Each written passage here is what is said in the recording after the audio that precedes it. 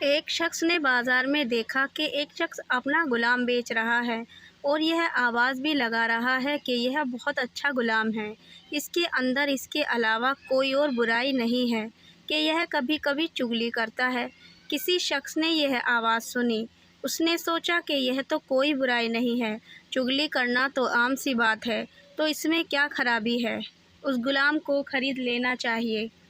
تو اس آدمی نے اس غلام کو سودا کر کے خرید لیا اور اپنے گھر لے آیا۔ کچھ عرصے تک تو وہ غلام ٹھیک ٹھاک کام کرتا رہا، اس کے بعد اس نے اپنا رنگ دکھانا شروع کر دیا، کیونکہ چغل خوری کرنے میں وہ بہت ماہر تھا۔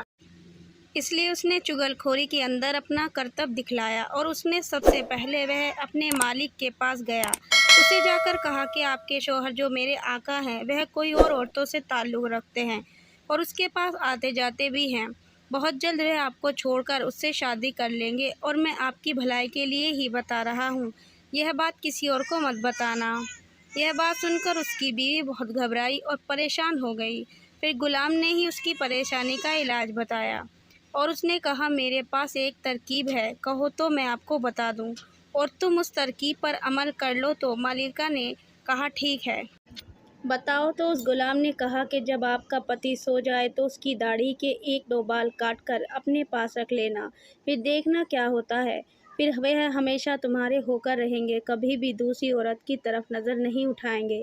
عورت نے جواب دیا کہ یہ تو بہت آسان کام ہے، یہ تو میں آج ہی کر لوں گی، اوپر والا نہ کرے کل کو کچھ اور ہو گیا تو میں کیا کروں گی۔ اب وہ غلام آقا کے پاس گیا اور اس نے کہا آپ کی بیوی کے دوسرے مردوں کے ساتھ ناجائز تعلق ہیں اور وہ بہت جلد وہ آپ کو چھوڑنے والی ہے اور اس نے یہ فیصلہ کر لیا ہے کہ وہ آپ کو آج رات اس طرح سے ذبح کرنے والی ہے۔ اگر آپ کو میری بات پر یقین نہیں ہے تو آپ جھوٹ موٹ سو کر دیکھنا، اگر آپ کا گلا نہ کٹ جائے تو مجھے بتانا۔ پھر اس کا مالک جا کر جھوٹ موٹ کا سو گیا۔ ادھر بیوی اس انتظار میں تھی کہ کب ان کی آنکھ لگے تو میں اپنا کام کروں۔ اب ڈر سے اسے نیند کہاں آئے، بس جھوٹ موٹ کا کھراٹے لینے لگا۔ اب تو اس کی بیوی کو یقین ہو گیا کہ ان کو نیند آ گئی۔ پھر اس کی بیوی اس طرح لے کر پہنچی ہی تھی اور ابھی ہلکا سا اس طرح گلے پر رکھا ہی تھا کہ اس آدمی نے فوراً اپنی آنکھیں کھول دی اور بیوی کو پکڑ کر کہا اچھا تو تم مجھے مارنے جا رہی ہو۔ اس کو غصہ تو پہلے سے ہی آ رہا تھا، تبھی اس نے اپنی بیوی سے اس طرح چھین کر اپنی بیوی کا ہی گلا کاٹ دیا۔